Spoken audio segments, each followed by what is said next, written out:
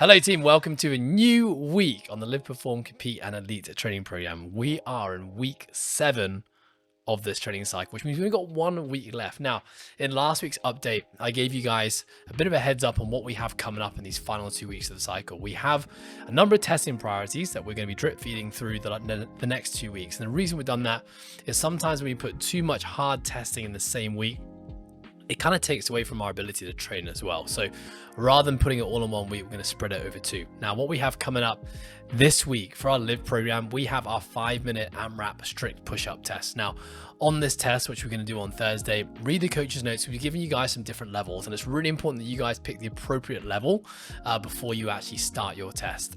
The reason we prescribe this test, it gives us some really good data on the horizontal pressing strength and endurance of our subscribers. Now, the reason we say strength and endurance, some people, we're going to be getting potentially less than 10 reps in 5 minutes. So that's going to be more a representation of strength and strength endurance.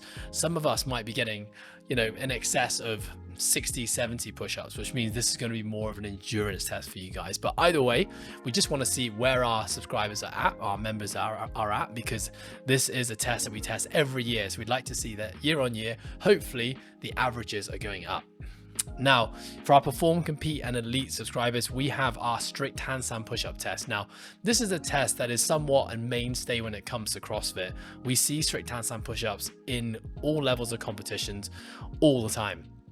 So being able to test it in isolation gives us a pretty good idea of where the capacity of our subscribers and our affiliate members is currently at. So we've got 3 different levels. Those in the Perform program, we're going to prescribe 30 reps per time. Those in Compete, 50 reps per time. And those in Elite, 75 reps per time. There will be a time cap on this as well.